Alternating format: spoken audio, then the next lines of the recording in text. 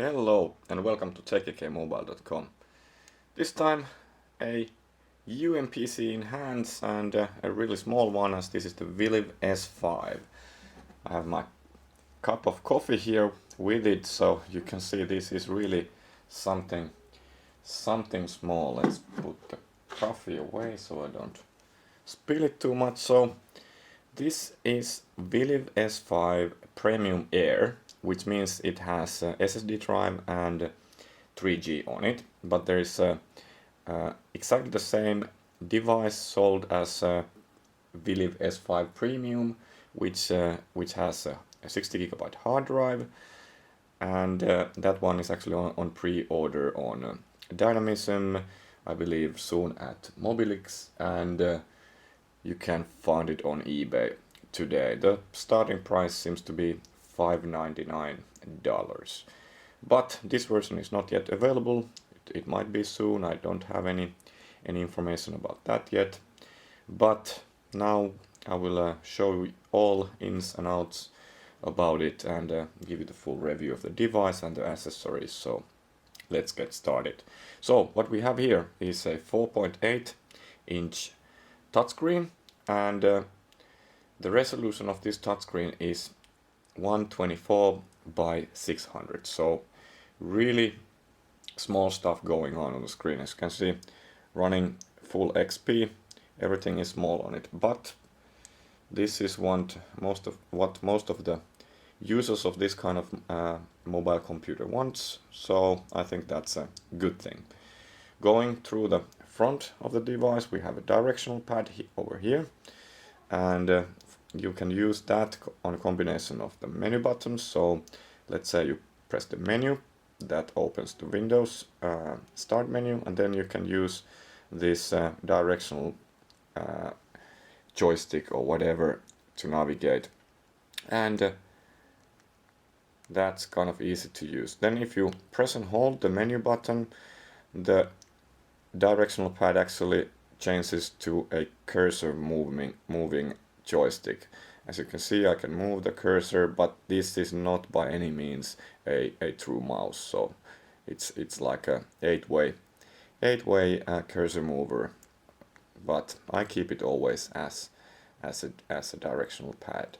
Pressing it actually is a tab key, so that's good when you're doing some forms or something like that, so you can easily jump from place to another.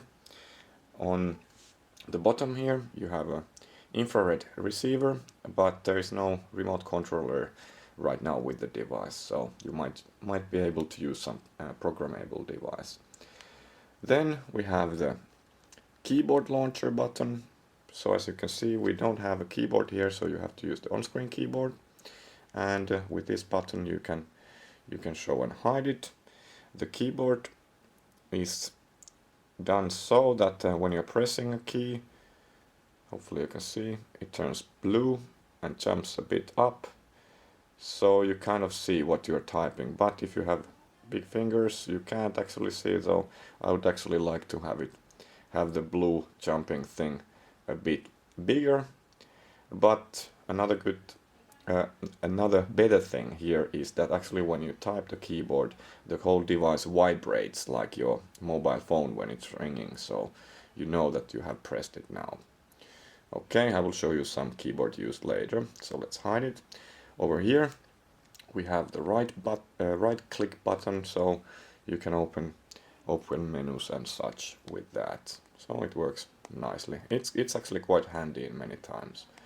And then enter button, the OK is the enter button. Then we have stereo speakers, actually quite good. I will show you those later too.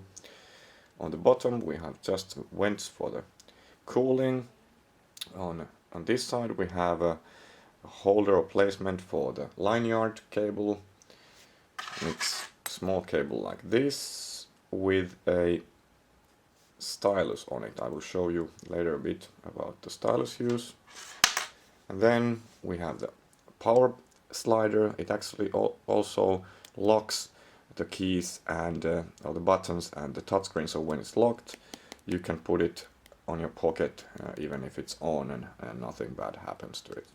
let's keep it now on the on position. Then there's the battery release hats. The battery is here on the bottom. The whole device bottom is battery. And then on the top you can see there is a antenna. On the hard drive version and the non 3G version, this antenna is actually for digital TV, but only working in Asia, not in US or Europe. But on this 3G version, it actually is the 3G antenna, which is a good thing. And the best thing is that I haven't been, haven't needed it at once, so I always keep it down there. But if you are in bad reception area, it might be good to pop it open a bit to help the reception. Then we have volume dials here, so we can decrease, increase volume or mute by pressing on the center. That's a nice feature, it's working fine and fast. Another vent here, and then the speaker port. So this is only for the speakers, and actually the speakers came with the device and they are really good quality, nice to use and with good sound, so this is a good thing. But the bad thing is that it doesn't have a microphone input here at all, so you can only listen to music, you cannot sing to it or use Skype this way. There is no internal microphone either, so only way to use Skype or record sound is to use USB headset or Bluetooth headset. And talking about the USB, we have the USB port over here, normal USB port, so it's easy to attach stuff, and then the mini USB port for connecting to another computer for file transfers and so on. And then the video / VGA out port, and for that you need special cables which are not yet available. I have them here. So this cable is for VGA out. If you saw my other video about the first days with the S5, you can see I'm using this on the external screen. Works fine.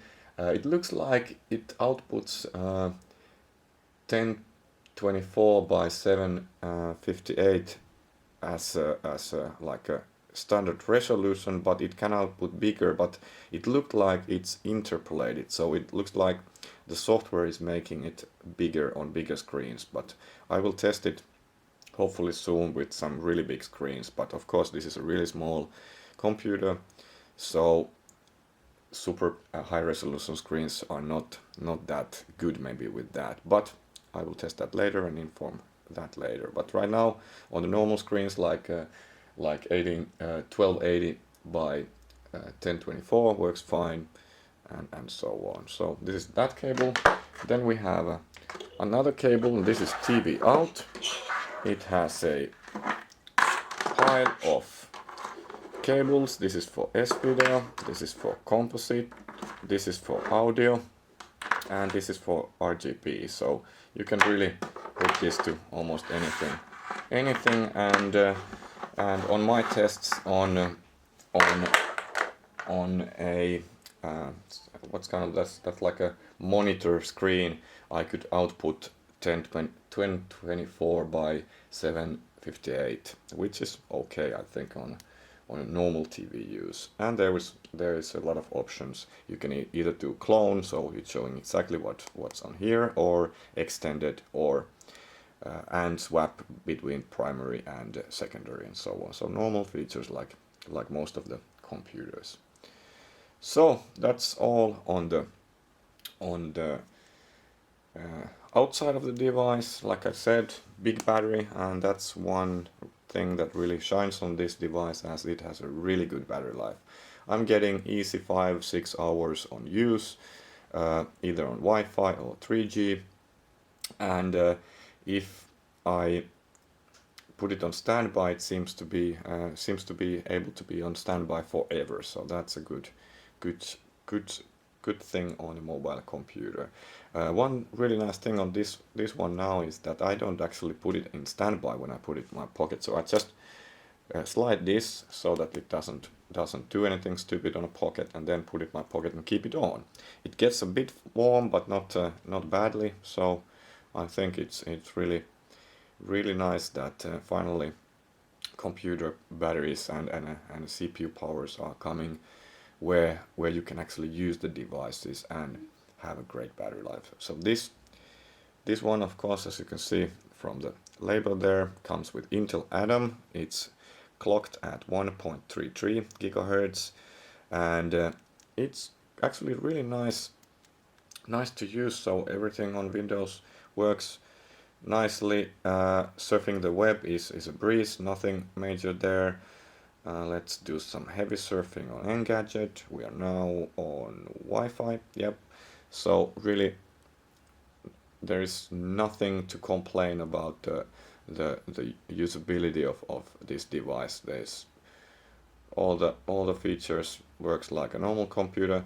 You can feel on really heavy sites that it's not as fast as the 1.6 gigahertz ADOM, but still perfect for mobile computing. You don't necessarily need more power on this size of device. And now comparing to netbooks with the ADOM CPU, this has the Z series CPU, which also means that it has the GM500 GPU, the graphics chip, and that's a bit different as it's not as good on YouTube video, but it works. I'm showing you now. Let's refresh that. So on a normal quality YouTube, it plays fine. Let's play something. Let's put some volume. Yourself a big, powerful sports bike because you weren't allowed one when you were 17 because your mum and dad said no. Now there are going to be a few problems with that. This is what you'll have in mind. The open roads tearing through the countryside, the wind in your helmet. You and the machine in perfect harmony. It is an appealing concept. The reality... Okay, so YouTube on normal quality works fine, on full screen and no full screen, but the high quality YouTube videos are not playing that nicely. I don't know if that's a problem, but it's just for you to know. And of course, high definition YouTube videos are not playing nicely. But if you use offline videos, the high quality and high definition videos play fine on this one. So the GM500 has a special feature to actually help the GPU to play better videos. Let me show you something. There's a Viliv player. Let's play some video from there. Let's put the sound back.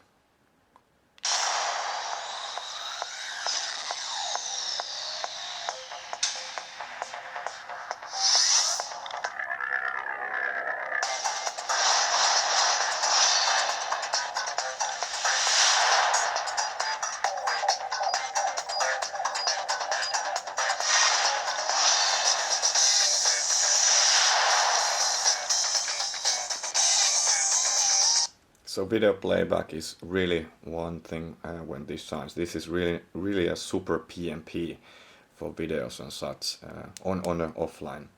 YouTube not that good, but on offline videos really nice. It's really capable. And as I showed, this was the Viliv movie player. It also comes with plenty of other softwares like music studio software. Everything looks quite nice. It comes with a special browser too, which they are named as a fast web browser.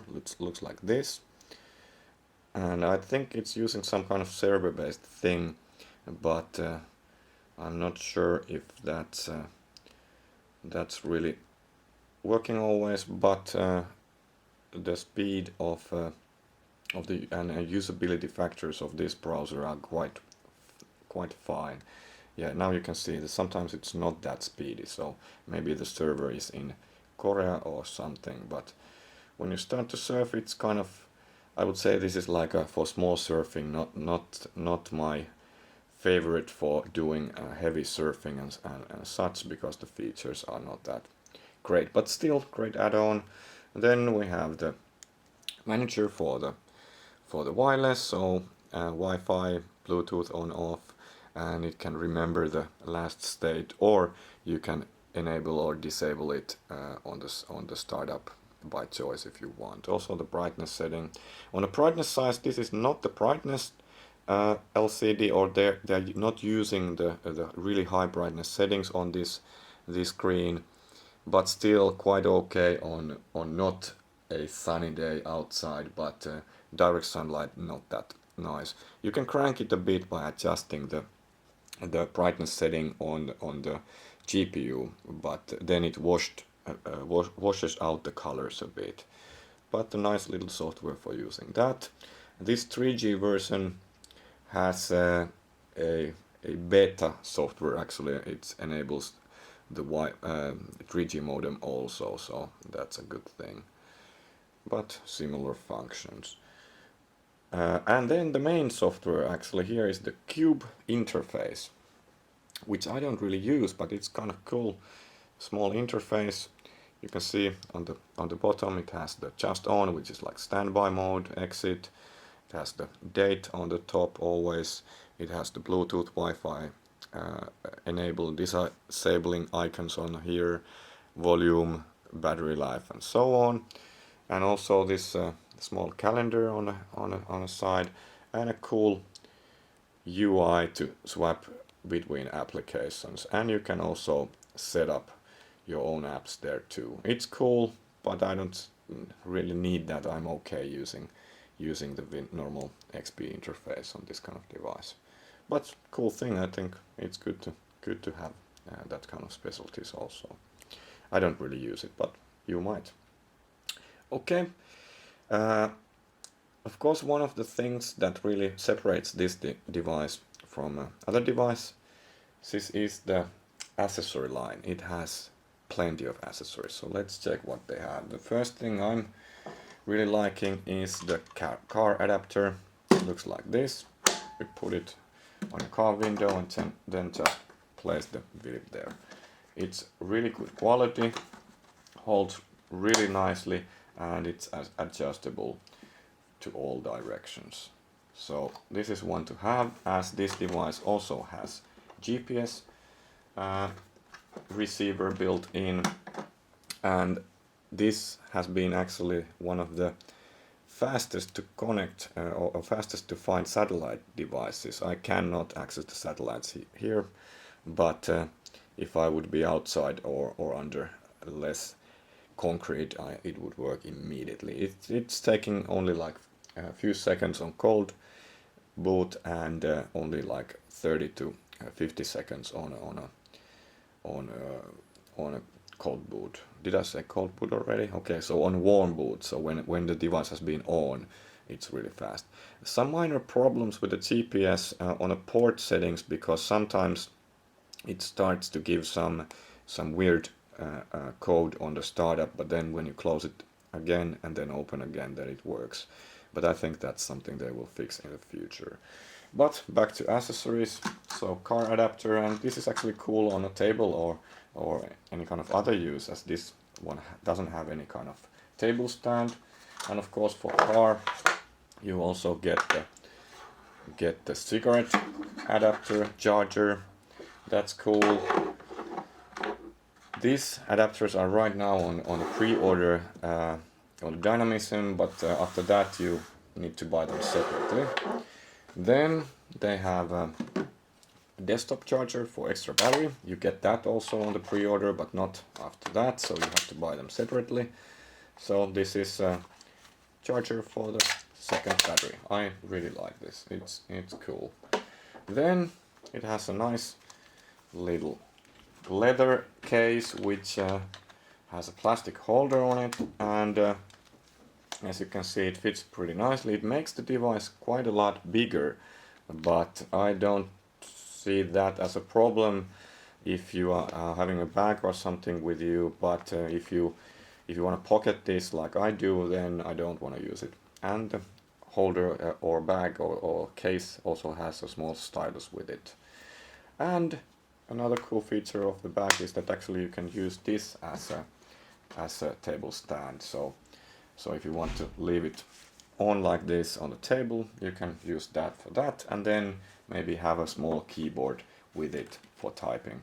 This is a cheap USB keyboard from Brando, really small, so it could come nicely with the S5 if you need a keyboard. Of course, there are many different kind of USB and Bluetooth keyboards, and if you want to do serious tasking with this device, I would have to say that get a good keyboard with it if you need to work on the table, and get a keyboard with a device stand, so you can keep the device on the table like this. Otherwise, it will fall down. Of course, it doesn't stay put.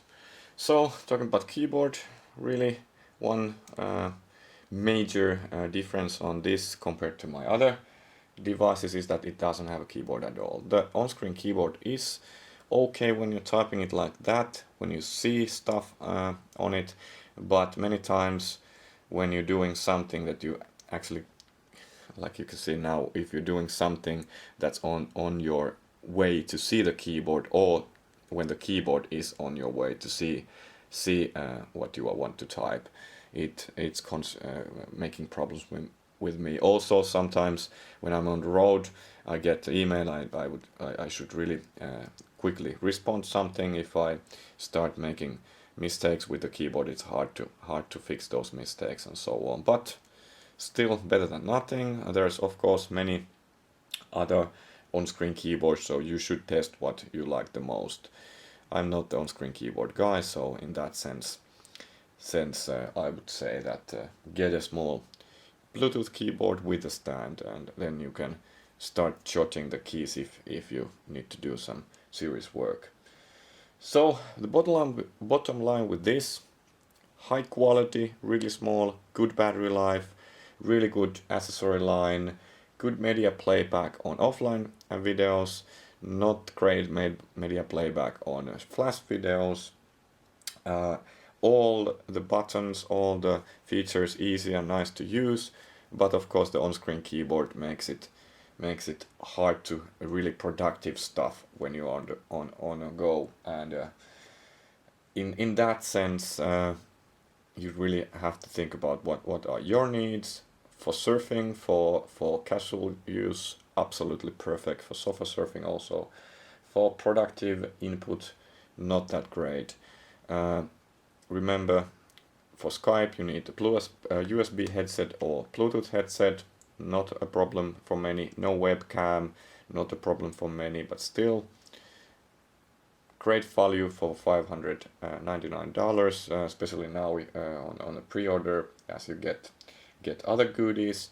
There should be soon information about the 3G, there should be information about the other accessories, and I will be doing some other videos of course with this. I will show you how to add 3G on your hard drive version, and I will show you some SSDs with it and Windows 7 with it pretty soon. Just once more, let's compare a bit to the other small UMPCs. This is the UMID. This is the laptop style device I have. So on the size fronts they are similar. UMID is a little bit bigger, but on the sun fronts also a little bit thinner, as it has a keyboard. Otherwise it's similar, not as high quality. Then same thing with iGo. iGo is a slider UMPC. This is actually really close on the side, but the standard device only gets 2-hour battery life, and it has only 800 MHz CPU, so a bit different on that too. So if you just look at the hardware on this one, and you don't need the keyboard, this is absolutely the best right now on these pocketable full PCs. I think I have covered all the features of it. Of course, leave questions and so on my site checkyourmobile.com and ask for more. And as I don't have to return this yet, I got this from Viliv, so this is not yet available. So I will be doing some more testing, like I said. Please ask if you want to see something special on it.